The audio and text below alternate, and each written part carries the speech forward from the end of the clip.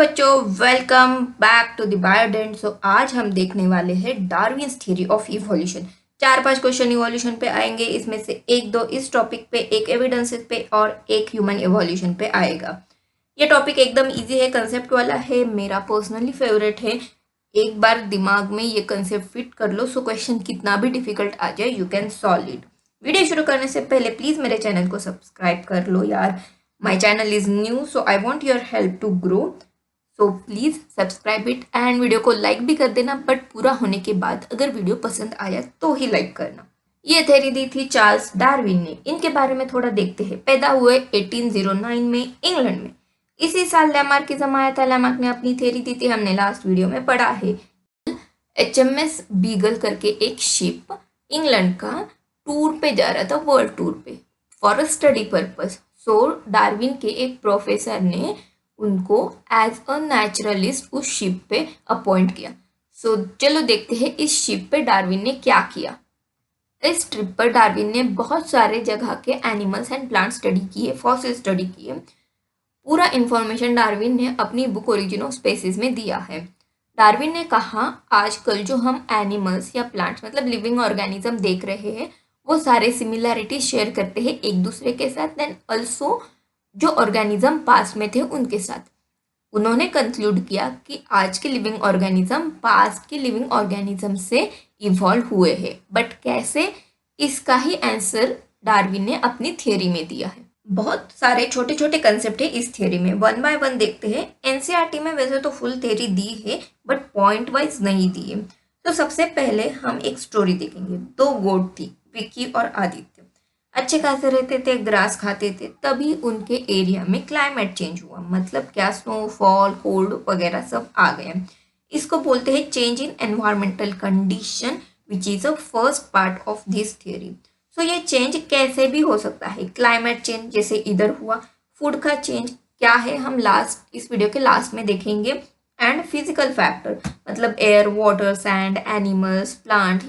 So Aditya will show adaptation towards this change in environment, that is cold climate, by making some variation in characteristics. अभी ये क्या है देखो, अगर हम किसी कोल्ड एरिया में गए या इवन विंटर सीजन में, वी वेयर अ स्वेटर। क्यों? टू प्रोटेक्ट अस और to maintain the heat loss from our body. Similarly अगर आप कोई भी कोल्ड रीजन के एनिमल देखो तो वो बहुत ज़्यादा हेयरी होते हैं सेम रीजन की वजह से। तो इसीलिए ये आदित्य ने खुद को अडॉप्ट किया। कैरेक्टरिस्टिक्स क्या है? हेयर ग्रोथ, जो दोनों में होगा, विकी में भी होगा, आदित्य में भी होगा। बट वेरिएशंस क्या है? लॉन्ग हेयर ग्रोथ, जो कि खाली आदित्य करेगा अपने कैरेक्टरिस्टिक्स में। So because of this long hair growth he can adapt to this cold environment. But ये आदित्य ने वेरिएशंस कैसे किए, मतलब ये ज़्यादा हेयर ग्रोथ कैसे किए? आपने molecular basis of inheritance chapter पढ़ा ही होगा। उसमें क्या है, जीन्स अलग अलग सीक्वेंस रहते हैं जीन्स में, उससे अलग अलग अमाइनो एसिड बनते हैं। अमाइनो एसिड प्रोटीन बनाएगा, प्रोटीन आगे चल के हॉर्मोन्स बनाएगा। ये हॉर्मोन्स हमारी बॉडी के सारे कैरेक्टर डिसाइड करते हैं, जैसे कि हेयर का कलर, कर्ल, टेक्सचर, आईज का शेप, कलर, हाइट, स्किन वगैरह वगैरह सारे। तो ये आदित्य ने अपने हेयर ग्रोथ वाले जीन्स में चेंजेस किए, सो ज़्यादा हेयर ग्रोथ होने लगी। म्यूटेशन का कंसेप्ट आता है इधर, नेक्स्ट वीडियो में देखेंगे। आदित्य ने ये जो वेरिएशंस किए ये यूजफुल थे। सो डार्विन ने क्या कहा, देखो जो वेरिएशंस हो रहे हैं वो दो उसकी कैरेक्टरिस्टिक्स होनी चाहिए। फर्स्ट, एक तो ये यूजफुल होने चाहिए टू अडाप्ट। ओके, ऐसा नहीं कि कुछ भी कर दिया और वो एनवायरनमेंट से अडाप्ट ही नहीं हो रहा। एंड सेकेंड, ये हेरिटेबल होनी चाहिए। हेरिटेबल मतलब ये जो वेरिएशंस डेवलप किया है वो नेक्स्ट जनरेशन में भी पास आउट होना चाहिए।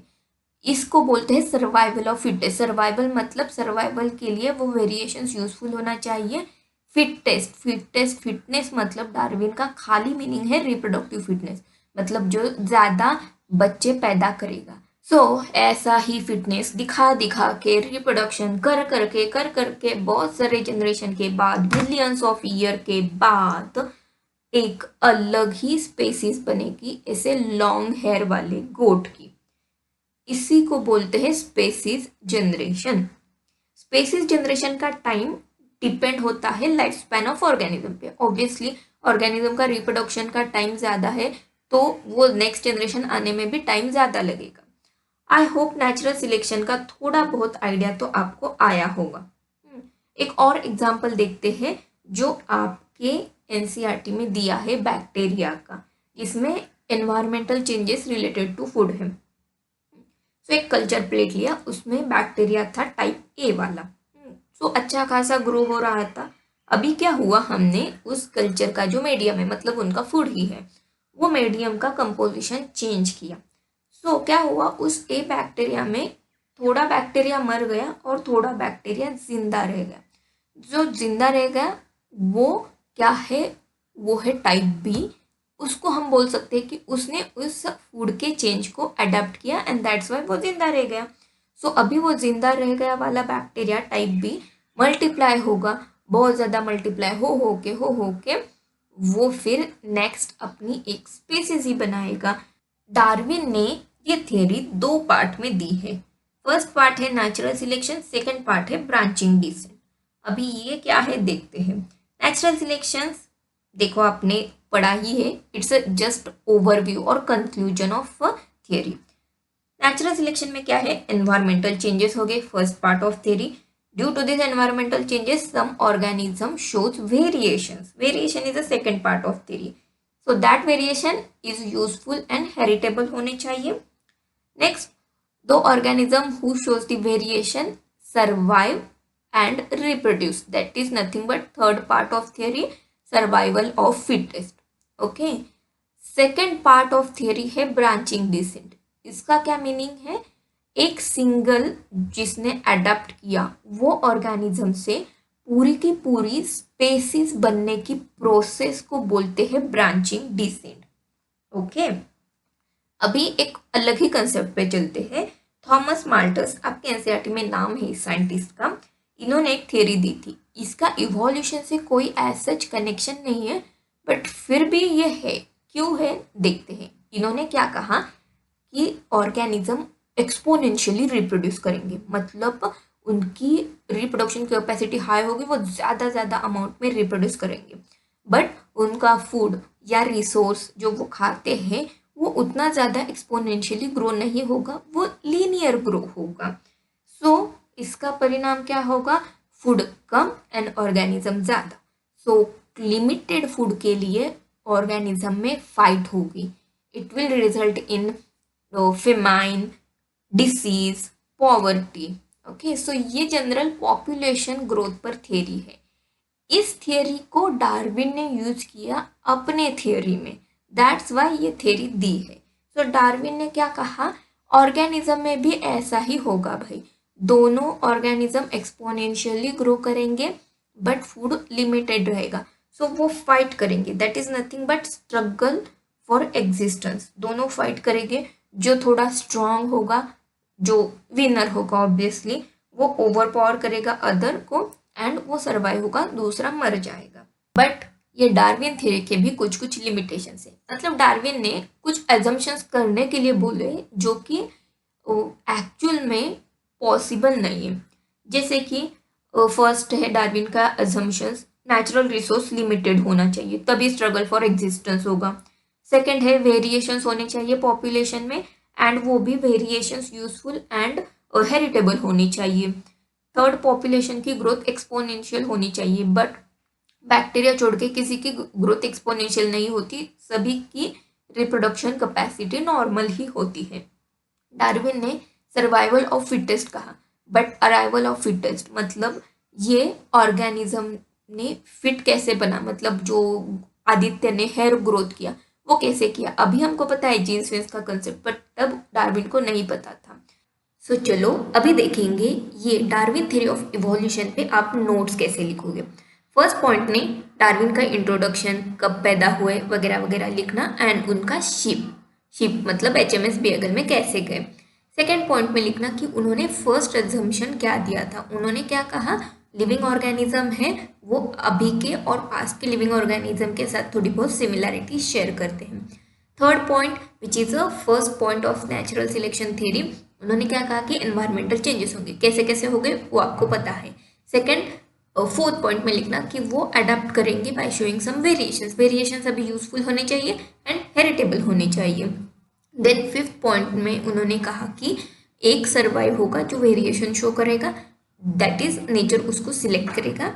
एंड सिक्स पॉइंट में कहा कि जो सर्वाइव किया है वो रिप्रोड्यूस करेगा, that is fitness, reproduction fitness, survival of fittest.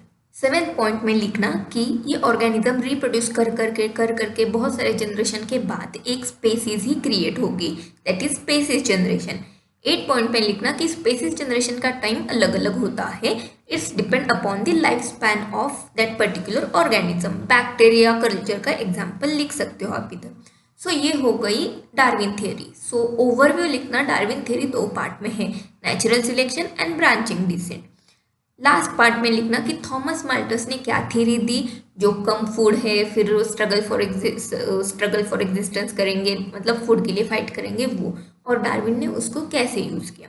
And last and 11 point में लिखना कि डार्विन के लिमिटेशंस क्या क्या है, डार्विन ने कैसे अजम्पशंस किया वो, मतलब रिसोर्स लिमिटेड होना चाहिए, रिप्रोडक्शन एक्सपोनेंशियल होना चाहिए, अराइवल ऑफ फिटेस्ट नहीं बताया, एंड वेरिएशन शो करना चाहिए, वो भी यूजफुल एंड हेरिटेबल।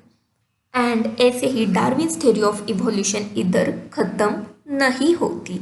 एक लास्ट पार्ट बचा है टाइप्स ऑफ नेचुरल सिलेक्शन, जो कि हम नेक्स्ट वीडियो में कवर करने वाले हैं। नेचुरल सिलेक्शन के टाइप्स क्या है, जो आपके एनसीईआरटी में ग्राफ दिया है, देखो आपको समझ में नहीं आता वो है। So thank you very much. And अगर आपको जैसे पहले बोला है ये वीडियो पसंद आया हो तो प्लीज़ लाइक करना एंड चैनल को सब्सक्राइब करना। बाय।